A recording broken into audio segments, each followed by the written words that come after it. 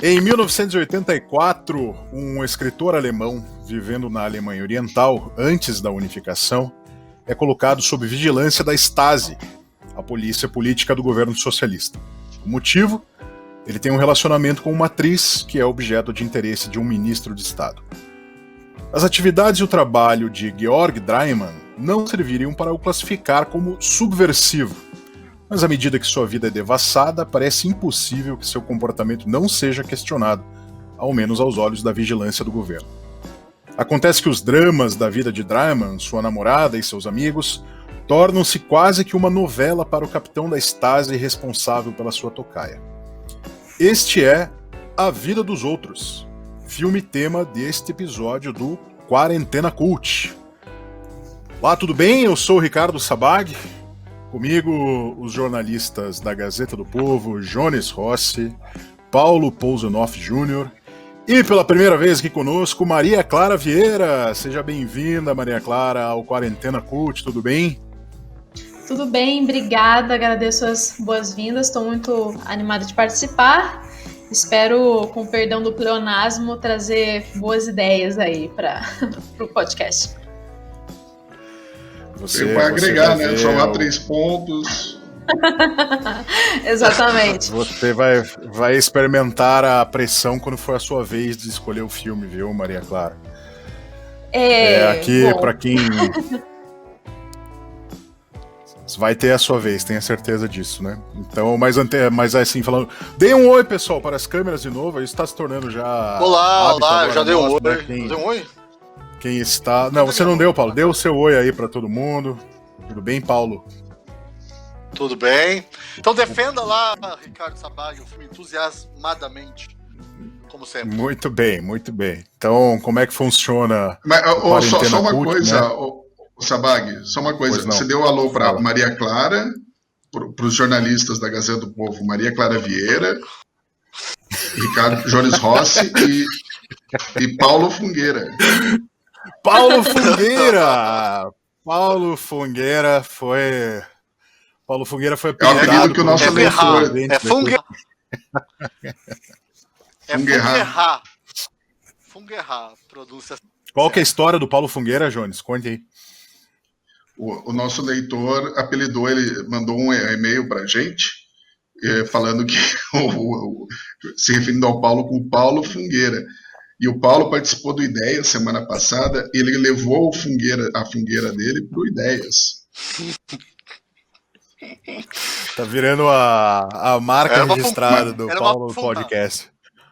É uma fungueira mais profunda, né? Com mais conhecimento, com mais conteúdo. Não, se vocês estão vendo o programa, agora vocês estão percebendo no YouTube, e não no áudio e tal.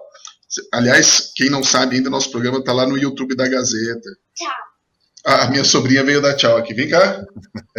Vem cá. Vamos mostrar. Home office. Tchau. É home office, né? Tchau. Essa daqui é a Bruna. Dá tchau, Bruna. E a Bianca. Oi. Tchau, Bruna e Tchau. Bianca. Agora vamos pra lá. Vai pra lá. Vai pra lá. A Bruna isso é pra quem tá só escutando. Desafios. Pra quem tá só escutando, que vá assistir a gente agora lá no canal do YouTube da Gazeta do Povo, hein? Aí vocês vão ver as sobrinhas do Jones abrilhantando aqui. Ela vai comentar o filme, ela assistiu, eu não assisti, ela que me deu as dicas hoje, do que falar e tal. Né, Bruna? Tá certo. Sim. Dá um beijinho no Dito. Então, Vai. para quem hoje estamos com quarentena cult familiar, como vocês estão escutando a gente. Vamos lá, como que funciona? O Paulo já deu uma dica aí, né? Um de nós faz uma indicação de um filme, os demais assistem esse filme, e aí a gente comenta. Normalmente quem faz a indicação do filme vai defender esse filme, né? Porque esse filme foi escolhido como uma indicação, e os demais comentam, e o nosso objetivo é dar a nossa dica, se a gente recomenda ou não, para o nosso ouvinte assistir esse filme. E esse filme, A Vida dos Outros, quem indicou fui eu mesmo. eu indiquei esse filme A Vida dos Outros, que é um filme... não é um filme novo, exatamente, é um filme de 2006, é um filme alemão, dirigido pelo alemão Florian Henkel von Donnersmarck, que é um cara que fez carreira no cinema alemão, e depois desse filme, esse filme fez bastante sucesso, né, A Vida dos Outros, e aí ele dirigiu algumas coisas em Hollywood também. Então tem aquele filme chamado O Turista, com Johnny Depp e a Angelina Jolie. É um filme que foi dirigido pelo Florian Henkel von Donnersmarck. Mas A Vida dos Outros eu vou já fazer a minha defesa aqui, eu pretendo não me alongar demais, porque assim como o Evandro, quando a gente faz, o Evandro disse a última vez, né, que fez a indicação, quando a gente faz a indicação é que a gente está mais interessado em ouvir o que os outros têm a dizer do que a gente mesmo fazer essa defesa. Por bem ou por mal, né? E aí vai ter alguém que não vai gostar da indicação também e vai dar as suas razões para isso, né? Mas eu fiz a leitura aí no começo do programa, né, da história que é contada por esse filme. Esse é um filme que eu assisti lá quando ele foi lançado em 2006, e eu fiz a indicação porque ele recentemente entrou no catálogo da Amazon Prime Video. Então, quem não teve a oportunidade de assistir o filme naquela época, né, um filme que, claro, um filme europeu, fez um sucesso, nem dá para chamar de sucesso exatamente no Brasil, né, teve uma certa receptividade no Brasil, mas dentro dos círculos aí de quem assiste um cinema, normalmente filmes da Europa, que vem em outros circuitos e tal, né, teve exibição em cinema e tal, mas sem grande propaganda. E agora é uma chance que a gente tem de assistir pela primeira vez, ou rever, como foi o meu caso. E rever esse filme foi uma grata experiência. Por quê? Já é a segunda vez. Quem nos ouve com mais frequência vai talvez lembrar que eu fiz uma indicação recentemente, que é um filme chamado Atômica. E é um filme que, coincidentemente, também se passa em Berlim, assim como A Vida dos Outros, né? E eu me dei conta disso quando eu estava revendo o filme agora. Falei, pô, pela segunda vez eu estou dando uma indicação aí de filme que se passa na Alemanha, né? Mas, de fato, eu tenho interesse em coisas da Alemanha, a minha família tem uma origem germânica, eu gosto muito da história desse país, eu tive a oportunidade de visitar lá já algumas vezes, e então esses temas são temas que, para mim, pessoalmente, sempre me interessam, né? E talvez o que mais seja interessante nessa indicação da Vida dos Outros, na minha opinião, é que ele é um filme que ele está situado na Guerra Fria, né? Embora a gente veja sempre a Guerra Fria, normalmente a gente está acostumado a ver a disputa entre Estados Unidos e União Soviética, mas quando a gente fala também ali da divisão da Alemanha, entre a Alemanha Ocidental e a Alemanha Oriental, isso também tem aspectos da Guerra Fria, né? Então esse filme aborda esse período histórico, ele está ali no meio dos anos 80, né, no momento em que a Alemanha Oriental era a República Democrática Alemã, né, como ela se chamava, era um país que tá obviamente separado da Alemanha Ocidental e era uma república socialista, né. E naturalmente, como a boa parte das experiências socialistas que a gente tem no mundo, ela veio recheada de um policiamento forte, uma presença muito forte do Estado, que redundou no fortalecimento desse órgão, que é a Stasi, que é a polícia política da Alemanha Oriental, que ficou muito conhecida por fazer uma vigilância muito intensa dos seus habitantes, né? Tem um dado que eu pesquisei aqui, coisa aqui da Wikipedia mesmo, que eu li agora. A Stasi, na Alemanha Oriental, que era um país muito pequeno, chegou a ter 90 mil funcionários. Isso tem uma ideia do tamanho que tinha esse órgão. E mais do que esses 90 mil funcionários, eles tinham uma rede que se chegou a computar aqui de cerca de 170 mil informantes. E o filme mostra isso, né? Como que essa polícia cooptava esses informantes, né? Cooptava com uma vigilância muito intensa da sua vida privada, e aí em algum momento a pessoa ia escorregar, até porque esse escorregão era totalmente atribuído por essa mesma política, né? Então ela ia escorregar e essa polícia pressionava então essas pessoas a jogar o seu jogo, do contrário acabariam presas, desaparecidas em alguns casos, né? E eu conheci um pouco disso quando eu visitei Berlim. Tem um museu muito pequeno em Berlim, que é o Museu da DDR, da Alemanha Oriental, um museu privado, um museu pequenininho, fica na parte oriental de Berlim, e eu fiquei muito impressionado como eu vi, porque é um museu desses assim para para levar a família, sabe? A família leva as crianças e tal, é bem lúdico, bem divertido. É um museu que você pode, né, interagir ali com as peças que estão expostas, né? E eu fiquei muito impressionado porque uma boa parte desse museu é dedicada às técnicas de vigilância da Stasi. E o filme mostra muito bem isso, né? Como que a Stasi entrava numa casa, num apartamento de alguém, montava uma rede de vigilância e, a partir daquele momento, começava a ouvir, escutar e interferir em todos os aspectos da vida privada daquela pessoa, que é o caso do personagem desse filme, né? E ali, nesse museu, você tem a chance de ver como que isso se dava ali no dia a dia mesmo, né? Mas não só isso, né? Todo o aspecto da vida cultural da Alemanha Oriental, do que foi aquilo, né? O filme mostra isso. Ele não ressalta tanto quanto outros filmes que contam essas histórias da Alemanha Oriental, mas ele está muito bem situado naquela Berlim Oriental, né? Na vestimenta dos personagens. Se vocês notarem, né? Os personagens civis, a maior parte deles se veste com roupas muito espartanas, né? Por quê? Porque era a indústria têxtil do país, incentivada pelo governo, ela fazia coisas, né, daquela maneira. Eles não podiam ter jeans, né? Eles não podiam ter jeans importados do Ocidente, então eles faziam o seu próprio jeans, mas não era uma calça jeans como as que a gente conheceu e tem até hoje aqui. Era uma coisa obtusa, para dizer o mínimo, né?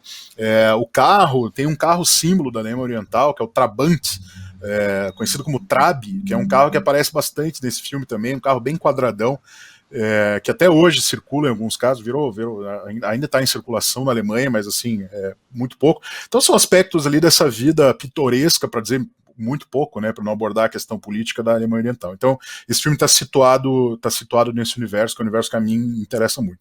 Agora, a grande validade do filme é que ele dá não só ele aborda não só a questão política, né, dessa polícia da Stasi, da vigilância dos cidadãos alemães orientais, mas ele também tem uma narrativa muito interessante. Quando ele está contando a história desse escritor que vai passar a ser vigiado pela Stasi. Só que o filme se revela, e o título do filme tem a ver com outro protagonista do filme. É um filme que quase tem um protagonismo dividido pelo escritor que está sendo vigiado, mas também pelo agente da Stasi que faz a vigilância dele. Porque esse agente da Stasi, ele mostra no começo do filme, é um cara que vive uma vida na mais absoluta correção do que você pode esperar por um agente político do Estado socialista, né? Um cara que vive uma vida ali, um apartamentinho, ele cozinha arroz com ketchup, ele assiste a TV estatal, ele veste um tipo de roupa, o apartamento dele não tem quase móveis além dos funcionais, ele leva o trabalho dele muito a sério, a vida dele está sempre ali naquele grau de normalidade. E aí, de repente, ele vai vigiar esse escritor que tem um caso de amor com uma atriz, e é amigo de outros artistas, outros escritores, diretores de teatro, jornalistas, né? E de repente aquilo vira porque o título A Vida dos Outros, né? Porque a vida do vigiado passa a ser o aspecto mais importante da vida do vigia, né? Então aquela novela, como eu falei ali no começo da apresentação do filme, vira a grande aventura da vida desse vigia. Então o filme ele se divide desse jeito na minha avaliação. Ele tem essa dimensão política e também essa dimensão da narrativa, né? E é um filme que, assim, além desse cenário que eu falei da Guerra Fria na Alemanha Oriental, é um filme também de mistério, é um filme de romance, é um filme que tem uma dimensão histórica muito importante, e tem principalmente uma coisa que eu gosto de ressaltar bastante, que faz muita diferença para mim, que são boas atuações, né? É claro que para nós aqui do Brasil, reconhecer um elenco alemão é difícil, né? Quantos atores e atrizes alemães a gente é capaz de nomear, né? Talvez um punhado, 5 na história do cinema, né? E nesse filme você não reconhece, talvez dos atores principais ali que faz, o Dreimann, que é o protagonista, o escritor, é um rosto mais conhecido, mas os demais eu pelo menos não conhecia, e já se passaram mais de 10 anos de que esse filme foi lançado, e eles não fizeram nenhuma carreira para além ali do cinema alemão. Isso não diminui a força dessas atuações, né?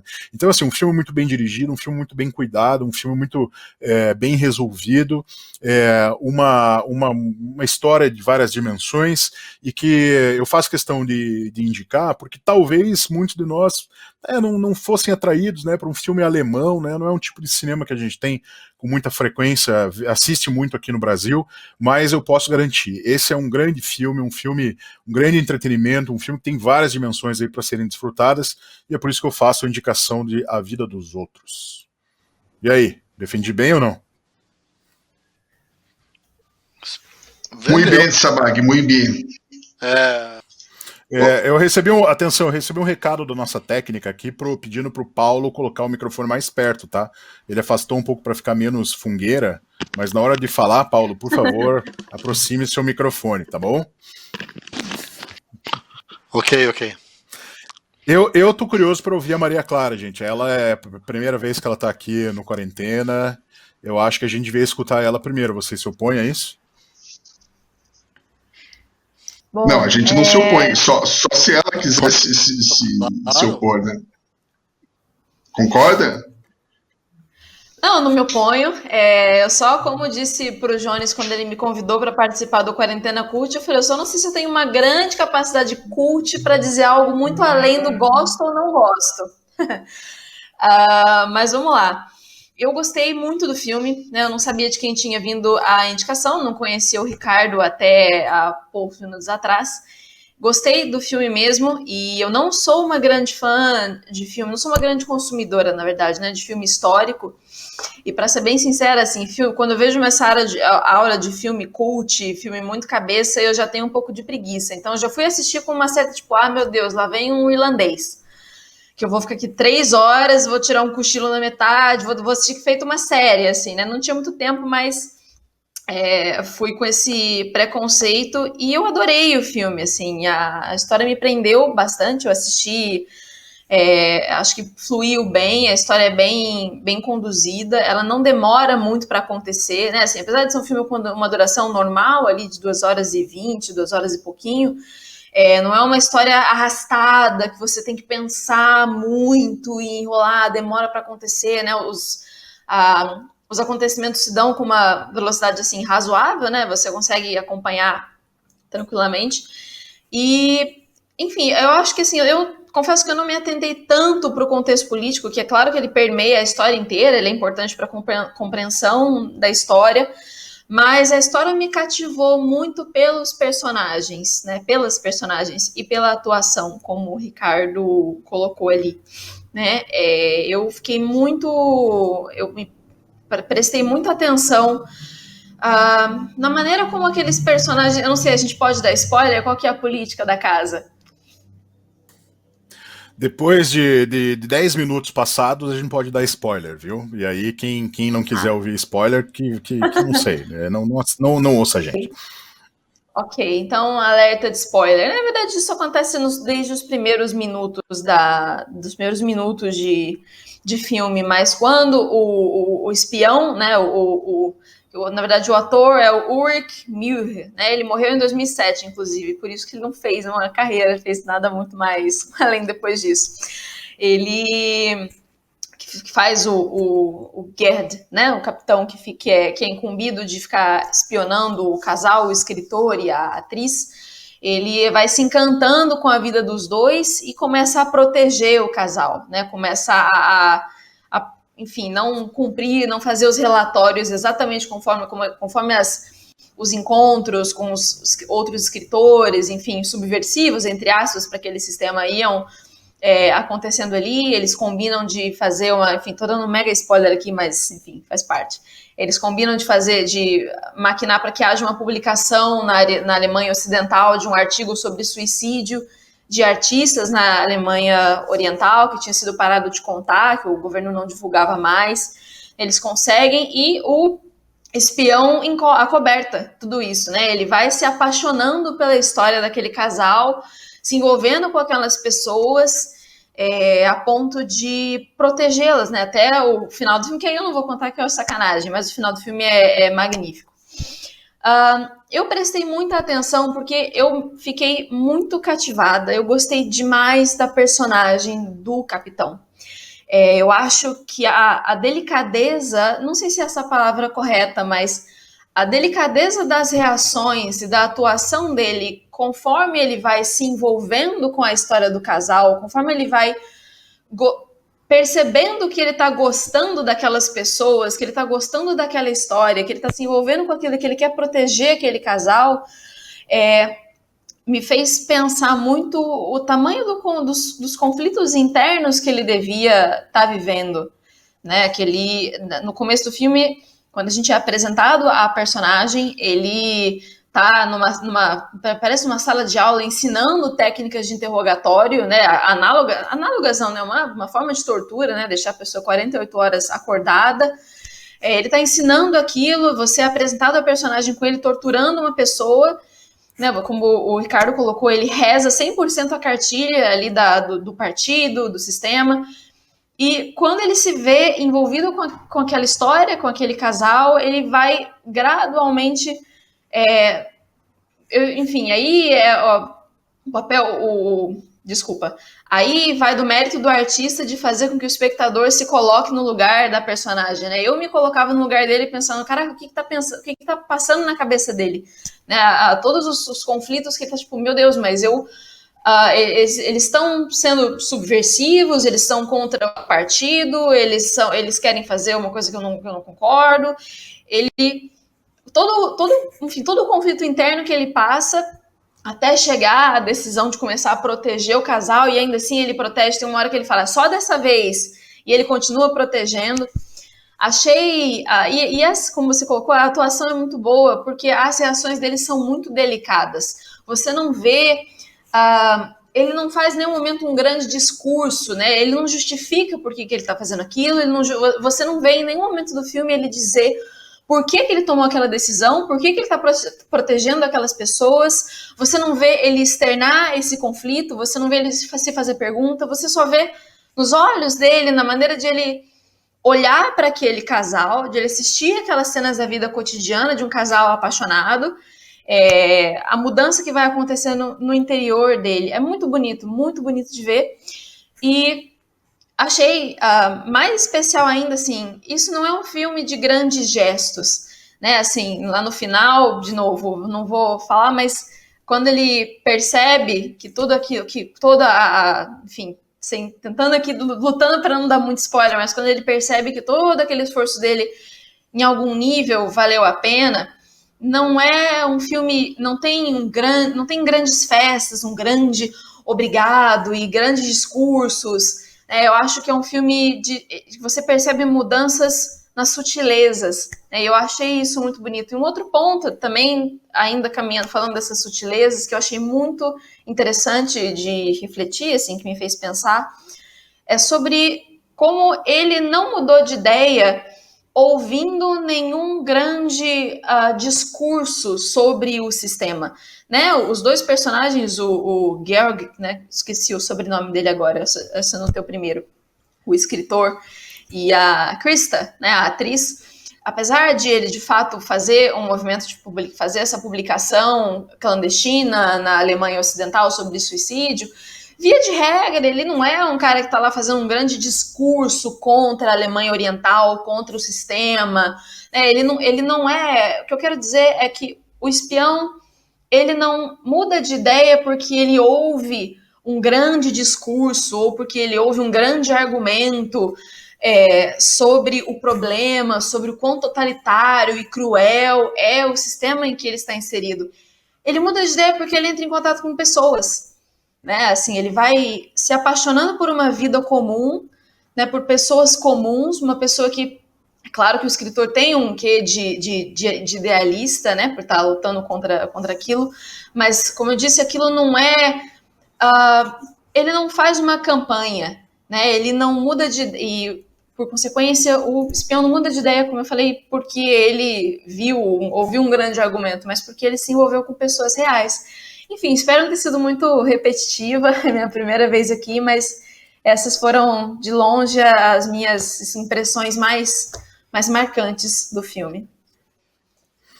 Eu vou dar um spoiler, sim, do que acontece no fim. E, Então tá desculpa, bom. lidem com isso. Mas no fim, cai o muro de Berlim. É isso, gente. Que silêncio Eu tô procurando constrangedor. onde está o Paulo, né? Cadê o Paulo? O Paulo, para quem está assistindo a gente, ele caiu o link dele nesse momento, mas ele deve voltar daqui a pouco aqui a nossa gravação. Então, acho que a gente pode tocar contigo aí, Jones. E aí. Vai ter essa sorte que o Paulo vai voltar. O Paulo até lembrar o. Caiu a internet do Paulo. Ele chutou o modem lá e vamos ver. Vamos ver. Não, então vamos lá. Não é, primeiro que eu quero te corrigir, hein, Sabag, não é muro de Berlim que caiu, foi a barreira antifascista. Que era assim que o muro era chamado dentro da famosa RDA. Era a barreira antifascista. Não era para evitar que a população saísse do país para ir para Berlim Ocidental, né? Era a barreira antifascista para evitar que os fascistas entrassem no país. Os fascistas, todos nós, né, que vivemos no Ocidente. E também a RDA, para quem não sabe, é a República Democrática Alemã. Assim, super democrático, que era a Alemanha Oriental. E, bem, eu gostei muito do filme. Eu acho que é o filme que eu vou dar a maior nota depois, no final do programa, Maria Clara. A gente dá nota para os filmes, eu vou dar tipo 9,5 para esse filme. Porque, incrível, assim, direção de arte é maravilhosa, né? Só tem duas cores no filme, né? Ou é bege ou é cinza. Em alguns pontos, um verde escola pública, né? Eu acho que a melhor cena do filme. O filme ele não é ele é um drama, mas ele tem algumas. Ele tem uma cena para mim que é uma cena quase de comédia, que é muito, muito boa. Que é quando chega aquele funcionário todo faceiro no refeitório, no refeitório do. Nem sei que refeitório que é aquele lá. Essa cena é muito boa. Não é da Stasi. Não é da Stasi. É a sede da Stasi, que lá? Sim. Eu não tinha entendido direito, porque eu imaginei que o cara não ia ser tão burro de ir na sede da Stasi. Não, mas é que ali, essa cena que acontece, eles estão, os chefes ali, os diretores, eles vão se sentar junto com o pessoal da ralé, porque normalmente os comandantes não ficam ali, daí por algum motivo eles resolvem sentar ali junto com o povo, e aí o cara... Não, no começo do filme ele chega lá à vontade, né? No começo do filme ele fala que não senta lá na sala dos chefes, eu acho que tem alguma coisa, não tô lembrado. Mas enfim, entra um funcionário todo faceiro e começa a contar uma piada bem ruim, mas é uma piada sobre o Erich Honecker, que na época era o presidente, era o presidente da Alemanha Oriental, e ele era, como um bom ditador comunista, não podia falar mal dele. E era uma piada assim, super inocente para os nossos padrões. E daí o cara que é o chefe lá da Stasi, ele olha pro cara assim, pede para ele contar, né? Então conte, você não estava contando aí a piada? Conta a piada. Daí o cara termina de contar, assim, tipo, totalmente pressionado ali, pensando, putz, agora eu me ferrei. E daí ele termina de contar, o chefe da Stasi dá uma risada, para de rir, olha para ele, nome, posto, departamento. E o cara, o que? Não, tipo, e ele dá o nome, dá o posto, fala do departamento, o departamento em que ele trabalha. Daí o cara, eu tava brincando com você. Não se preocupe, eu não vou fazer nada. E no final do filme a gente vê o cara lá no porão, junto com o outro, abrindo o carta. É o mesmo cara lá, ele que dá a notícia, né? O muro caiu. Desculpa, o muro não, a barreira antifascista caiu. Sabia dessa, né, Paulo? Você que está chegando agora no programa, que o muro de Berlim que o muro de Berlim era chamado dentro da Alemanha Oriental de barreira antifascista. Eu acho o nome super apropriado. E tem umas coisas, tem uns detalhes no filme, por exemplo, quando o Georg, ele recebe a notícia que o Albert Cherska se enforcou, né? Ele senta, ele não fala nada no telefone, ele senta no piano e começa a tocar a sonata para um homem bom, Sonate von guten Menschen. E o Gerd Wiesler, que é o agente ali da Stasi, o cara que é o co-protagonista do filme, ele chora, né? Sai uma lagriminha aqui. Eu acho que é aquele momento ali que as coisas começam a mudar, né, Maria Clara? E logo após a cena do piano, porque tem logo depois da cena do piano, que tem uma outra cena que eu acho muito boa, que ele entra no elevador e tem um molequinho com uma bola de futebol, entra junto com ele e fala assim, você é o cara da Stasi, é verdade que você trabalha para a Stasi? Daí ele, você sabe o que é Stasi? O cara pergunta pro molequinho, né, o espião. Eu sei, o meu pai disse que é lá onde trabalham os homens maus. E daí ele ia perguntar o nome do pai do moleque e ele desiste de perguntar, né? Ele surge aquele ímpeto, assim, né? Ele não pergunta o nome da bola e o moleque, você é engraçado, né? Bola não tem nome e tal. Esse tipo de coisa torna esse filme absolutamente genial, porque você você ali numa pequena troca de diálogos, uma cena simples, revela muita coisa, muita coisa.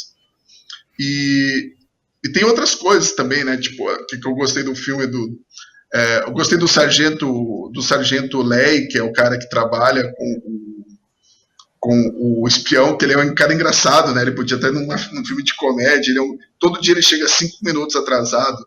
É o cara mais relapso, né? Eu jamais chegaria a 5 minutos atrasado no regime da República Democrática Alemã, né? Imagina que pode acontecer, né? Você chegar atrasado, cara. E é um filme que mostra bem, né? Como que funciona isso, né? Quando eles começam a investigar quem fez o artigo para Der Spiegel, que eles vai um especialista em máquinas descrever o escritório da Stasi, daí ele começa a falar, não, o escritor tal usa essa máquina, Olivetti, não usa essa máquina aí que foi usada. E eles têm um espião, um maldito espião dentro da Der Spiegel, um cara que mora na Alemanha Ocidental e enfim, faz espionagem para a Alemanha Oriental. Que tipo de sujeito é esse, né? Eu pensei nesse cara, assim, esse PNC do inferno. E daí, outra coisa que me chamou a atenção, o bar, né? Aquela hora que ele vai no bar lá, ele ia pedir ele ia tomar um refrigerante, ele pede a vodka. Cara, aquele bar é o lugar mais deprimente, é o bar mais deprimente da história do cinema, né? Um bar no meio daquelas cidades americanas do meio oeste, ali não é tão deprimente que nem aquele bar, mas parece um bar de... Não, eu ia dizer o seguinte, essa caracterização, ela é muito realista. Berlim, quando houve, depois da queda do muro, havia uma diferença muito grande entre Berlim Ocidental e Berlim Oriental. Berlim Oriental ficou parada no tempo. Então esse termo, que é um termo muito comum hoje, a gentrificação, se não começou em Berlim, ele ganhou a dimensão que tem ali em Berlim, porque houve uma redescoberta desses lugares que tinham sido abandonados, e aí isso começou a ser repovoado, muita renovação de imóveis e tal, né, tudo ganhou cores novas, e ainda se mantém em alguns lugares, seja porque foi mantido como atração turística, seja porque não chegou lá, né? Então alguns bairros que são menos turísticos, por exemplo, você ainda tem esses espaços. Então é muito curioso que esse visual ainda existe em alguns cantinhos da cidade, cara. O filme tem isso, né? Não tem uma cor quente no filme, né? São todas cores frias o filme inteiro. A direção de arte é incrível. É isso, o filme é sensacional, é um filme que, assim, não é um filme sobre a Alemanha Oriental, não é um filme sobre a repressão, mas tá tudo ali, né? É um drama que esse plano de fundo entrega tudo. Então, vejam, saibam como era a vida naquela época. Eu até, depois na parte das indicações, eu vou falar de algo muito parecido com isso, nas indicações, mas agora eu passo a minha palavra ao Paulo, que acabou de chegar no programa, de paraquedas. Paulo, o filme Agora de vai hoje ser é uma A Vida aventura, dos né? Outros. Paulo, A Vida dos Outros, o filme de hoje. E o programa é o Quarentena Cut. Isso. Tá, desculpe, assim, eu ouvi muito pouco do que o Jones disse. Ouvi o Jones rindo lá da piada, que é a única piada, acho que, do filme, aquela piada com ameaça. E daí eu caí de novo também quando você tava falando que é interessante, né? Que o filme não tem cor quente, né? É só cor fria. É um negócio que gela a alma da gente. Fiz umas anotações aqui também. Todo mundo faz. Eu queria falar primeiro, esse filme é visionário, né? Não é visionário. Visionário não é a palavra certa. Mas enfim, em 2006 ele revela para o mundo as origens da cultura do cancelamento. Já ali no começo tem um diretor de teatro, se não me engano, que ele não pode trabalhar, que, enfim, ele é considerado subversivo. Então eles não vão lá, não torturam, não matam, não fazem essas coisas assim mais monstruosas. A monstruosidade é mais sutil. Eles vão lá e cortam o trabalho do cara e, enfim, se vira aí. E obviamente que é um baque, é uma espécie que nem todo mundo aguenta, né? E a única piada do filme é uma ameaça, isso falei também, das cores frias, é uma feiura bonita, né? Tem um brutalismo ali. Hoje em dia, assim, eu tô aqui no conforto da minha casa, você de capitalista, livre, então eu tenho essa liberdade de achar bonita aquela feiura, aquele carro. Como é que é o nome do carro?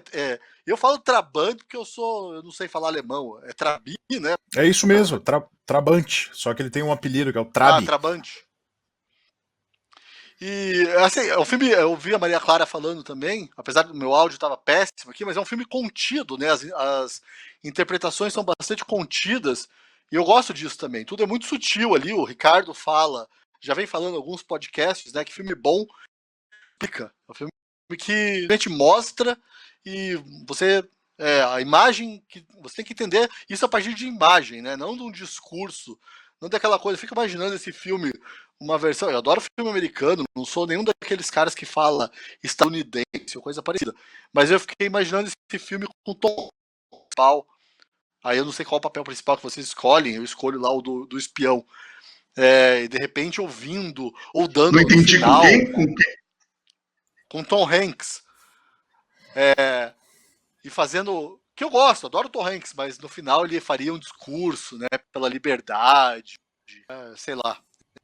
Eu gosto que o filme não tenha isso exatamente. Precisa, né? Aquele mundo é tão abjeto. Só um psicopata, né? Consegue ser. Eu não sei, eu não lembro direito quanto tempo o cara trabalhou na Stasi, mas para o cara manter aquela retidão, aquela subserviência ao regime, tanto tempo, tá escutando a vida das pessoas, só um louco, né? Só um psicopata, e o cara, no final das contas, descobre que ele é um ser humano normal, comum, e aquilo desmorona dentro dele.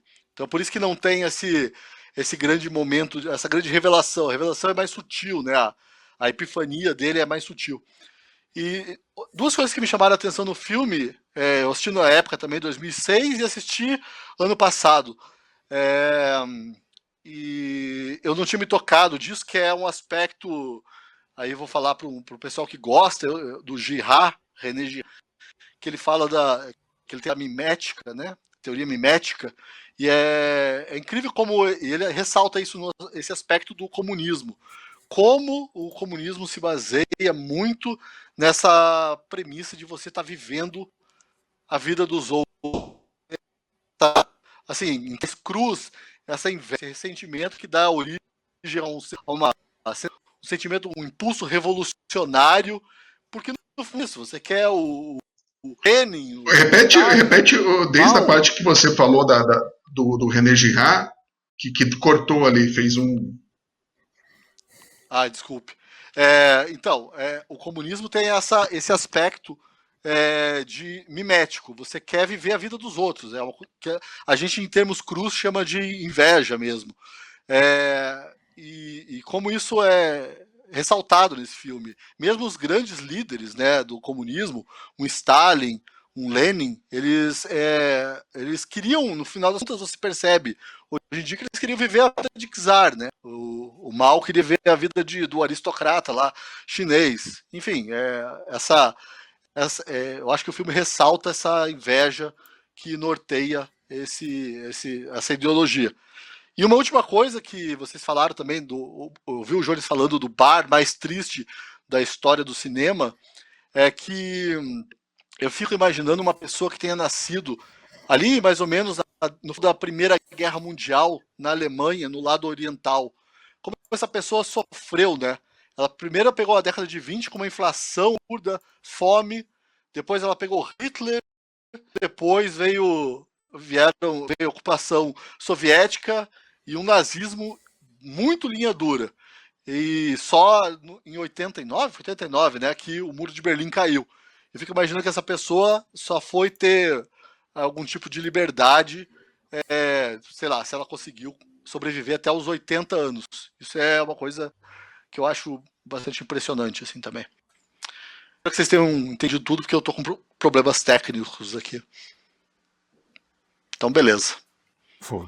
Foi sim, Paulo. Finalmente conseguimos escutar e ainda bem. Muito bom, muito bom. Gostei que vocês gostaram do filme. Vamos lá para as indicações? Assim, eu tenho ressalva a fazer. Não, eu preciso fazer ressalva. Quer fazer? Faz aí. Não tem explosão. Faz a ressalva. Não tem explosão, não tem criança com inteligência acima da média, não tem aqueles elementos todos que o Jorge sempre ressalta, que fazem um grande filme. Bem lembrado, Paulo. É verdade. Cara, não tem explosão, não tem tiro, não tem machadada, não tem ET, não tem Vietnã, não tem diabo e não tem uma criança ou cachorro com inteligência acima da média. São as regras do bom cinema, esses elementos. Nem robô. Não tem robô também. Nem robô, coisa do futuro, essas coisas assim. A Maria Clara agora olhando, né? Nossa, onde eu vi? Puxa vida. Na verdade, eu gosto de algumas dessas coisas, assim. Não todas, mas... Na verdade, eu comentei com o Jonas, eu ia indicar um anime de romance aqui pro Quarentena Cult. Aí eu falei pra ele, nem sou fã de romance, mas esse filme, por acaso, eu gostei bastante. Eu queria até acrescentar um comentário rápido que, enfim, pode ser meio pueril, meio básico, mas o Pouzanoff citou a questão da inveja, né, que move os autocratas, né, um ditador. E, na verdade, reiterando o meu comentário do começo, o que mais me marcou no filme é o que eu entendo como o melhor e o único antídoto possível para toda e qualquer ideologia, né? Você olhar e conhecer pessoas, né? Você olhar a defesa do indivíduo que a gente faz enquanto conservador ou enquanto liberal, enfim, qualquer seja o espectro. Mais do que uma defesa individualista, de você olhar para o seu umbigo e não olhar para nada mais, é de você olhar para uma pessoa. E, para mim, essa é a grande beleza desse filme, né? O poder que tem, o poder transformador, por mais, sei lá, coach que isso pareça, né? Mas o poder de uma pessoa, de se conhecer, de se encantar com uma pessoa real, né, assim, com defeitos, com problemas, né, até lá no começo do filme, outro spoiler aqui, dane-se, mas quando o espião chega a tentar entregar a artista, né, o caso que a artista tem com o ministro de Estado em troca dos remédios que ela toma, e ela sabe que ele sabe, toda aquela questão, ele tenta sabotar o relacionamento do escritor e do artista, e aos poucos ele vai se envolvendo com a complexidade daquilo, né, com a complexidade daqueles seres humanos. Então, para mim, essa é a grande beleza da obra. É isso. Não, uma coisa... Vocês estão me ouvindo? Estão me ouvindo? Estamos, Paulo. Sim, Paulo. Câmbio. Não, é uma coisa, isso é interessante de notar, né, que o comunismo é uma coisa que funciona muito bem quando, até o filme mostra isso, quando ele está ali, isolado, no sótão, ou seja, ele cria um universo, uma realidade na cabeça dele. Então, a partir do momento que ele começa realmente a ter contato com as pessoas de verdade, isso desmorona, porque realmente é uma coisa, ali você, pensando aqui no Jordan Peele, é uma coisa do intelecto, né? É aquela coisa, essa visão arrogante de que a gente é capaz de controlar tudo, de planejar tudo. E isso desmorona ali quando ele percebe que as pessoas não são facilmente, elas não podem ser reduzidas a um objeto de espionagem, no caso. Eles são pessoas, têm aspirações, sentimentos e tudo. E o contato com o belo também, né? Porque não são para além das pessoas, né? Também vem a criação aí. Então, quando ele escuta lá a sinfonia do Beethoven, se não me engano, né? Que o Johnny citou, e ele tem aquela epifania, né? Tem aquele momento que ele chora ouvindo aquela música no piano. Aí ele no meio, ele aproveita quando o escritor sai da casa para entrar na casa e ficar lendo. Aí ele pega lá um Brecht e some com o livro, inclusive, para ele ficar lendo. Então ele está descobrindo um universo que ele não tinha nenhuma ciência que acontecia. Isso vai humanizando ele, né? Que a Maria Clara lembrou até que no começo do filme ele está dando aquela aula super fria sobre interrogatório, como é que são as melhores técnicas de interrogatório, como que você faz para dobrar alguém com mais eficiência, e um aluno até faz uma pergunta assim, mas isso não é desumano, e ele vai lá, a primeira coisa que ele faz é arriscar, literalmente risca o nome do aluno da lista dele, né, mostrando que aquele aluno não ia ter futuro ali com eles, e quiçá acontecesse até coisa pior. Então esse contato com a humanidade, com o produto artístico também criado pela humanidade, faz com que ele se envolva dessa vida alheia, né? A vida dos outros passa a ser a vida dele, de fato. Muito bem, vamos para as indicações, então? Não, antes de indicações tem as notas, não vamos esquecer as notas, que virou aqui também é uma coisa mais recente, que a gente está dando notas para os filmes, e a gente tem uma planilha aqui. O Jones já falou 9,5, deu uma nota alta. Eu vou dar uma nota alta. Para mim, a nota alta é 9. 9 é uma nota bem alta para mim. Vai ser 9, minha própria indicação. Para mim também é 9. Eu concordo com 9. Porque não tem explosão. A Maria Clara vai no lugar do Evandro, então. Acho que esse filme ficou com a maior nota, então. Não, se o Evandro tivesse aqui, ele daria uma alta nota, seria 6. Uma nota muito alta. Não, ele daria uma boa nota para esse filme. Quando não é o filme que ele indica, pelo menos. Muito bem, muito bem. Então sobrevivemos aqui. A quem está acompanhando a gente sabe que a gente está com problemas técnicos hoje, mas eu fico feliz que tenham gostado do filme. Vamos às indicações. As indicações, Maria Clara, a gente faz uma indicação qualquer, de alguma coisa que você queira indicar, como você indicaria para qualquer amigo seu, familiar, de qualquer coisa que você tenha visto aí durante a quarentena, né? Que para muitos já não é mais quarentena, mas para a gente ainda é aqui no podcast. Então, o que você quer fazer de indicação de algo que você tenha visto, lido, consumido aí recentemente? Bom, vou fazer 2 indicações. Eu tô chegando agora na Gazeta, né, no Quarentena Cult, enfim, no Ideias, então vou fazer uma indicação bem básica aí, aproveitando que eu tô entre tantas pessoas defensoras das liberdades civis, enfim, eu vou primeiro recomendar um filme. Vocês estão me ouvindo? Deu uma falhazinha aqui, enfim, parei de ouvir. Vou recomendar um filme que para mim é um filme muito interessante para você começar a entender como é que se vende, como se cria um ditador e como é que ele vende um paraíso perfeito na Terra, né, um paraíso idílico onde tudo vai funcionar controlado, direitinho, perfeito para todo mundo que ele gosta. Né? É um filme que eu acho que ajuda bem a entender essa dinâmica, e é Toy Story 3. Acho que fica aí uma indicação. E a outra é um livro que eu terminei agora, não tem nada a ver com o assunto, não tem nada sobre a Alemanha, minhas indicações vão fugir um pouco Maria Clara. Oi. Só explica por que é o urso que é o ditador, né? Claro, o Lotso é uma excelente imagem de como é que eles... Mas eu não vou dar spoiler, gente. Vocês assistiram Toy Story 3 ou não? Acho que todo mundo Vocês já assistiu. viram? Então todo mundo já viu, o planeta inteiro. Então, não sei, daqui a pouco estão achando... Não, mas vale a pena assistir...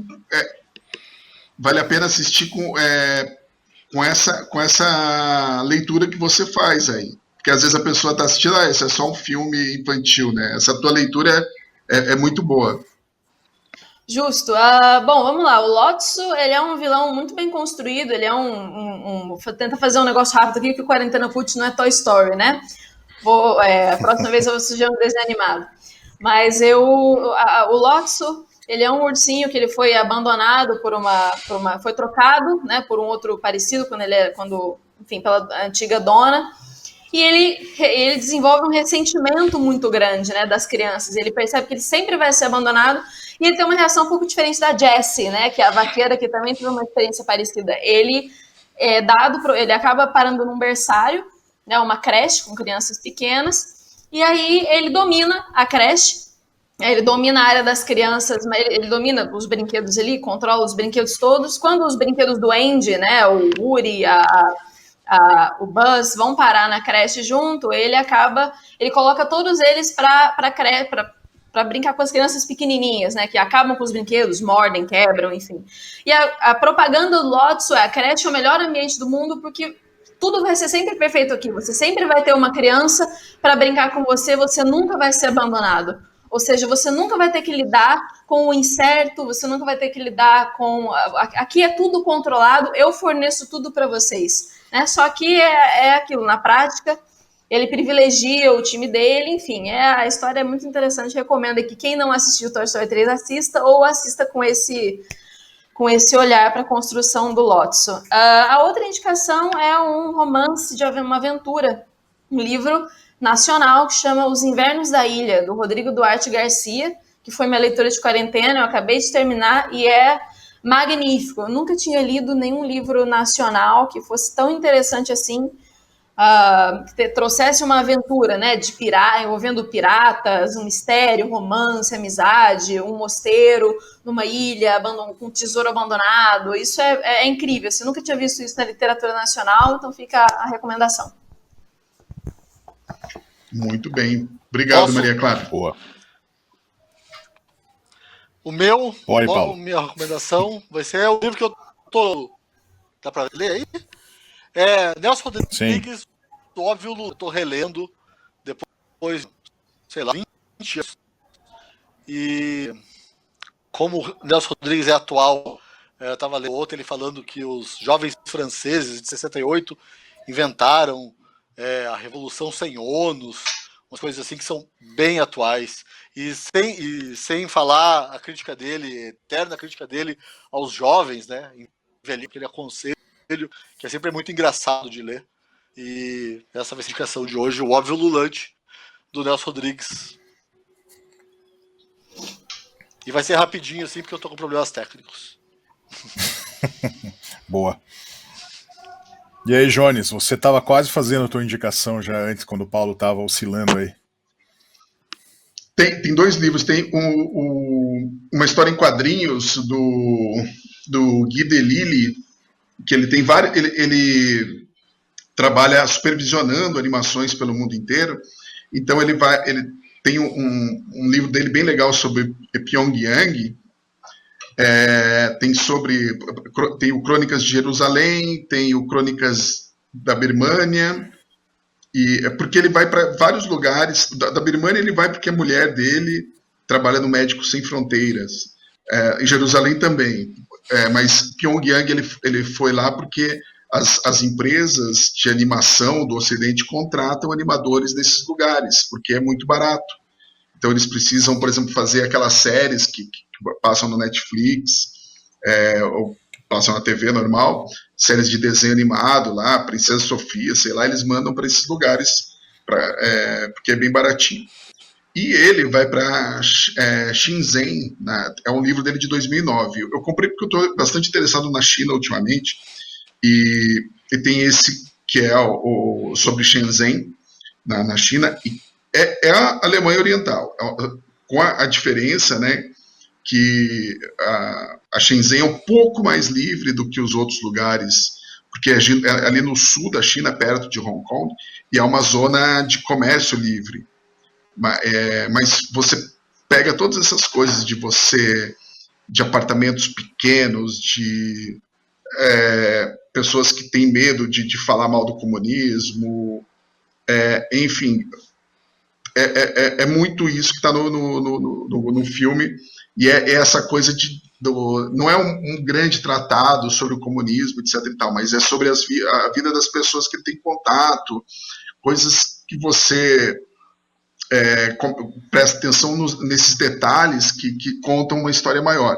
E a outra indicação, que é óbvio fazer em relação a esse filme, é o Stasiland, da Anna Funder. Eu não me lembro o nome da autora agora, mas Anna, é uma australiana, e ela vai atrás de pessoas que trabalharam na Stasi, e ela conta várias histórias nesse livro, vários perfis e histórias das pessoas que trabalharam na Stasi. E tem uma história interessante que o livro tem uma orelha do William Vac, porque o William Vac foi correspondente na Alemanha da Veja, do Estadão, e ele conta que tinha um escritório da Stasi no Brasil, dentro da embaixada da Alemanha Oriental, e ele foi atrás, né, conversar com esses caras da Stasi aqui no Brasil, e daí ele perguntou o que eles faziam. Eles ficavam lendo jornal. Era isso que eles ficavam fazendo aqui no Brasil. Era o trabalho mais moleza que tinha na história. Enfim, são essas minhas indicações pro programa de hoje. Eu e o Jones temos uma teoria que a gente diz que nenhum tipo de regime totalitário ia dar certo no Brasil. Nunca ia dar certo no Brasil por causa disso. Não, você jamais. Faz um escritório da Stasi, os caras vão gastar o tempo deles lendo jornal, eles vão pra praia, vão fazer churrasco. Nunca ninguém ia levar a sério essas coisas. Não, o Brasil, cara, não tem como fazer um regime totalitário no Brasil. A minha teoria... Maria Clara, aí pro assinante que não conhece, é o seguinte: o brasileiro atravessa a rua fora da faixa de pedestre. Vai na Alemanha, não tem nenhum carro passando na rua, dos dois lados, o sinal tá vermelho pro pedestre, o pedestre fica que nem um mané lá esperando. Aí se você for brasileiro e atravessar ali, o cara vai tomar a maior bronca do mundo. Isso por isso que o nazismo deu certo na Alemanha e nunca daria certo no Brasil. Aqui, por exemplo, se tivesse um Adolfinho Eichmann aqui no Brasil, e o cara é assim, manda esses 40 mil judeus aí lá no trem, daí o cara, meu patrão, não dá para ser amanhã, meu patrão, amanhã você... Né? Ou chegava alguém assim, não, tá aqui, 10 reais aí para você comprar aquela caixinha de cerveja aí no churrasquinho no final de semana. Daí, não, tá bom, você tá liberado. Tá. É isso. Vamos invadir a Polônia. Tomara que... invadir a Polônia. Mas vocês sabem que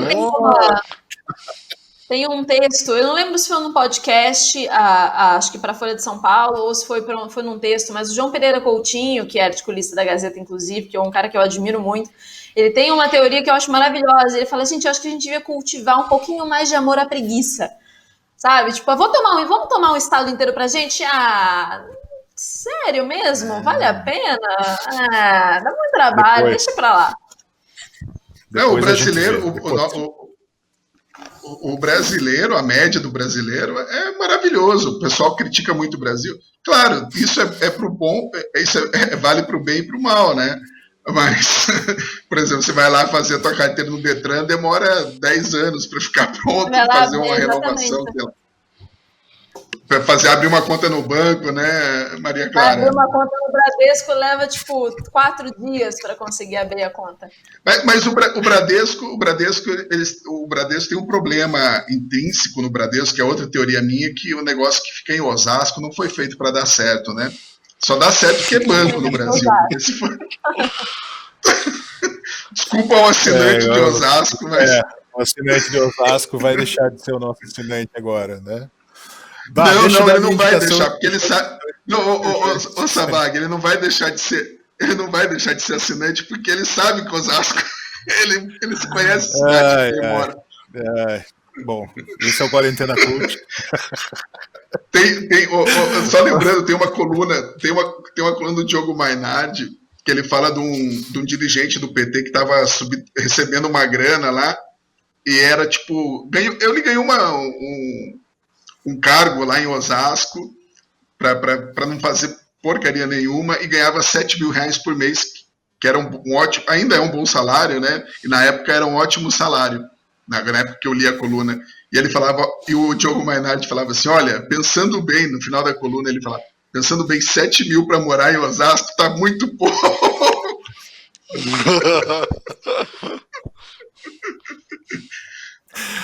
Ai, Deus. O Jones vai ser cancelado em Osasco. Tomara. Já foi. Persona não. Que eu quero em Osasco. Muito bem, Paulista, vamos lá. Eu não sei o que tem em Osasco.